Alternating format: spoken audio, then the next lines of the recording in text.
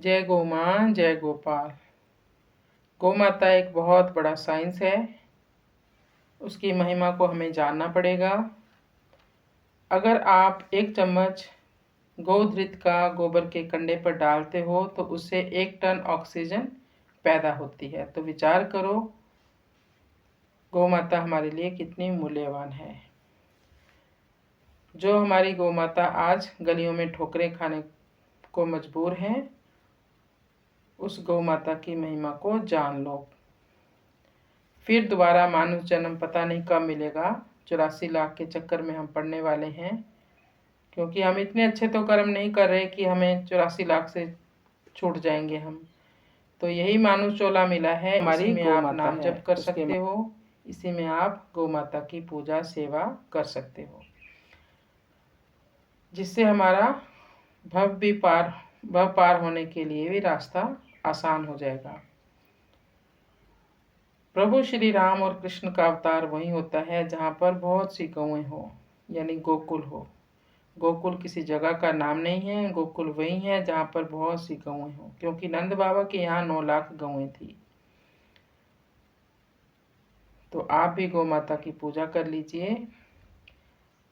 चलिए अब हम धेनुमानस का पाठ करेंगे। नवरात्रों के उपलक्ष्य में नया साल शुरू हो चुका है, तो हम भी अपनी गौ माता की कथा गाएंगे। आप भी चलिए हमारे साथ कथा सुनने, कथा गाने के लिए, उसका आनंद लेने के लिए। कर्ण करक सब व्याधि मिटावे, इक तोला गोमूत्र मिल जावे। प्रथम बार जो गाय बिहाई, सो पीयूष दमा मिट जाई। अगर किसी को कैंसर का रोग है या और भी कोई व्याधि हैं तो मिट जाएंगी, अगर आप 1 तोला गोमूत्र देसी गाय का डेली सेवन करते हो प्रतिदिन।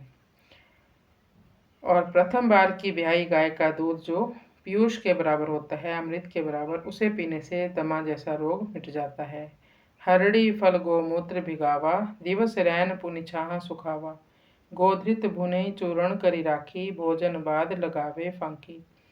हरड़ आपने सुनी होगी ना, हरड़।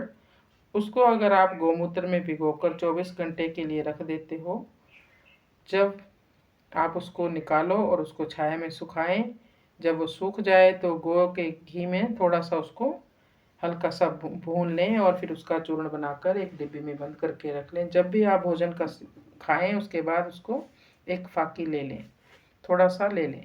1 तोला नित उदर विकारु, नासत पाचन तंत्र सुधारु। उदर व्याधि बस विकृत कीटाणु, करी गोमूत्र नेम सहपानु। 1 तोला इस चूर्ण को लेने से पेट के सभी विकार खत्म हो जाएंगे। गैस, अफारा, एसिडिटी वगैरह सब खत्म हो जाएगा। पाचन तंत्र बिल्कुल सुधर जाएगा। उदर व्याधि के रूप में जो भी विषैले कीटाणु आपके पेट में होंगे, उसके लिए नियम के साथ गोमूत्र का पान करें। तीछन उष्ण कटु खार कहाई, अग्निदीप बलवर्धक पाई। बात पित्त कफ दोष मिटावा, जे गो पंचामृत सदा पियावा। गोमूत्र तीक्ष्ण होता है, उष्ण, कड़वा और क्षार होता है। जठर अग्नि को बलवर्धक बनाता है, वात पित्त कफ को बैलेंस में रखता है। जो व्यक्ति नित्य पंचामृत को पीता है तो फिर क्या होता है, गोबर को पुलो जले ताकि राख बनाए, दंत रोग उपजे नहीं चमक मोती सी पाए। जो व्यक्ति नित्य पंचामृत को पीते हैं, पंचामृत आप सभी को पता है कैसे बनता है, उसका सेवन करने से तीनों तरह के दोष हमारे शरीर से समाप्त हो जाते हैं। फिर गोबर का उपला जलाकर उसकी राख बनाकर रख लें, दंत मंजन तैयार कर लें। आप ऐसे भी उसका दंत मंजन कर सकते हो। इसमें आप अमृत धारा, लौंग का तेल भी डालकर, कई तरह की चीज़ें और भी जड़ी बूटी डालकर इसका दंत मंजन तैयार कर सकते हो, जिससे आपके दांतों के रोग बिल्कुल ठीक होंगे और मोती जैसे आपके दांत चमकना शुरू हो जाएंगे। मूर्छा व्याधि ब्याई नवगाई, बछिया गो में प्रथम सुखाई। सो चूरण कर दियो सुंघाई, नासे व्याधि तुरंत सुखदाई। जिन लोगों को मूर्छा यानी मिर्गी का रोग हो, वो नई ब्याही गाय के जो बच्चा या बछड़ी होते हैं, उसका पहला जो मल होता है उसको सुखाकर रख लें, उसका चूर्ण बनाकर रख लें। जब भी मिर्गी का अटैक उनको आए, दौरा पड़े, तो उस चूर्ण को पानी में डालकर कपड़ छान करके उसके एक एक दो दो बूंद नाक में डाल दें, उसको तुरंत लाभ मिलेगा। प्रसव वेदना गो में लाई, सोरस तुरत देहु पिलाई, सहज पीर बिनु शिशु को जन्मू, जीवन सदा निरत शुभ कर्मू। जब किसी माता को प्रसव की वेदना होती है तो उसको अगर आप गोमें लाकर उसका रस निकाल कर पिला देते हो तो बच्चे का जन्म सहज रूप से हो जाता है, किसी भी ऑपरेशन की जरूरत नहीं पड़ती और वह बालक जीवन भर शुभ कर्मों से जुड़ा रहता है, क्योंकि सात्विकता उसमें बहुत आ जाती है। 7 दिवस गोबर करिबासु, तन आच्छादित निकसत श्वासु, प्रतिदिन 2.5 घड़ी मिलितापो, गौ को मंत्र गायत्री जापो। 7 दिन तक व्यक्ति नित्य 1 घंटे के हिसाब से गोबर के बीच में खड़ा रहे, प्रतिदिन 1 घंटा खड़ा हो, गर्दन तक गोबर से ढका रहे और गायत्री यानी जो गौ माता का मंत्र है उसका जाप निरंतर करता रहे। फिर क्या होगा? सकल रोग सह मूल नसावा, निरुज शरीर कुशल नर पावा, गौ के संग रहे 2 मासा, देख प्रभाव होत 6 नासा। उस व्यक्ति के शरीर के सभी तरह के रोग समाप्त हो जाएंगे, शरीर निरोगी हो जाएगा और व्यक्ति कुशलता प्राप्त करेगा। गौ माता के साथ 2 महीने रहने से क्षय रोग का नाश हो जाता है। क्षय मतलब टीबी का रोग। गौ माता के साथ ही नहीं रहना, गौ माता के साथ रहो, उसकी सेवा करो, उसके जहाँ वो बैठती है उसके घास का भी ध्यान रखो, उसकी सफाई भी करो, इन बातों का भी ध्यान रखना है। निज जननी को पय पियो, वर्ष समझ 2-4, जीवन भर गौ ने दियो, प्रकट करो आभार। अपनी जन्म देने वाली माता का दूध तो हमने 2-4 साल तक पिया, लेकिन जीवन भर तो हमें गौ माता का ही दूध पीने को मिला, उसका तो आभार प्रकट करो। द्वापर कृष्ण कनिष्ठ कहायो, हलधर बड़ हल बैल चलायो, गौ के मूत्र पीवत जो काजू, वृषभ मूत्र सूंघत सोई साजू। द्वापर युग में भगवान श्री कृष्ण कनिष्ठ कहलाए। बड़े तो हलधर बलराम बतलाए गए, क्योंकि उन्होंने हल और बैल चलाए। गौ के मूत्र पीने से जो कार्य होता है वह तो बैल के मूत्र सूंघने मात्र से हो जाता है। जय गौ माँ। वृषभ कंद हल खेत जुतावे, विषहर खुरगर सकल मिटावे, गौ में धरा प्राण सम जानो, रासायन मदिरा भू मानो। जब हम बैलों के कंधे से खेत में हल जोतते हैं उससे विष का हरण होता है। गोबर पृथ्वी के लिए प्राण के समान है एवं रासायनिक खाद्य पृथ्वी के लिए मदिरा के समान है। वो हमारी पृथ्वी, हमारी धरा को मूर्छित कर रही है। गोबर पोषित अन्न जो खावे, भई तृप्ति जनु अमृत पावे, घर आंगन जह गो में लेपत, तहाँ रसोई सुर मुनि सेवत। गोबर वाले खेत के अन्न को जो भी लोग खाते हैं उससे ऐसी तृप्ति होती है जैसे अमृत प्राप्त हो गया हो। जब गोबर से घर और आंगन का लेपन होता है और भोजन बनता है तो उस भोजन के लिए देव तथा मुनि भी तरसते हैं। कीट केचवा गोबर खावा, धरती नमी सदा मिल जावा, जंत्र चलित जब साधन बाड़े, वृषभ कसाई के घर ठाड़े। केंचुआ कीड़ा गोबर को खाता है एवं धरती की नमी को बढ़ाता है। केंचुआ कैसे धरती की नमी को बढ़ाता है? वो बहुत नीचे तक धरती के अंदर तक जाता है, फिर दूसरे रास्ते से बाहर निकलेगा। पूरे अंदर की धरती को वो सॉफ्ट मुलायम कर देता है, इससे उसमें नमी बनी रहे ज़्यादा देर तक। यंत्र के द्वारा जब खेती शुरू हुई तो बैल कसाई के घर पहुंच गए। यंत्र यानी ट्रैक्टर के साथ जब से खेती शुरू हुई है तब बैलों की कोई कीमत नहीं। शीश गंग वृष कंध पर साजे, शिव सुख कंध, धेनु गंग बिनु जीवन धरनी, सो मति मंद।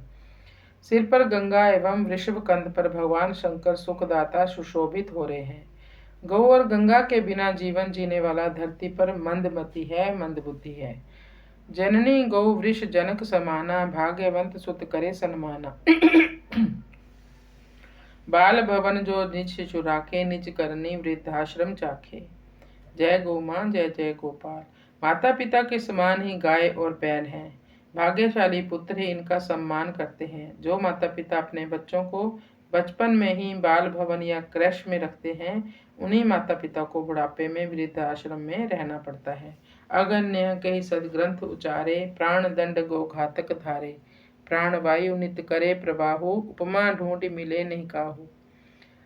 वध न करने योग्य अघन्य कहकर सदग्रंथों ने गौ का नाम उच्चारण किया है तथा गौ हत्यारे के लिए प्राण दंड का विधान रखा है। जो गौमाता निरंतर प्राणवायु यानी ऑक्सीजन का प्रवाह दे रही है उसकी उपमा ढूंढने से भी नहीं मिलती। वृष उत्सर्ग स्वर्ग सुखकारी निजकर करे सुकृत नर नारी। धेनु दूध पिए सतकर्मों घर घर राम कृष्ण को जन्मो। बैल की पूजा स्वर्ग के सुख को देने वाली है। इस सुकृत को नर एवं नारियां अपने हाथों से करें। गौ माता का दूध पीने से सत्कर्म होता है एवं उस सत्कर्म से घर घर रामकृष्ण का जन्म होता है। राम कृष्ण मंदिर खल तोरे घरते गोबंधन जब खोरे। जब लगी धेनु सुरक्षा नाही सो लंका मंदिर सम आही।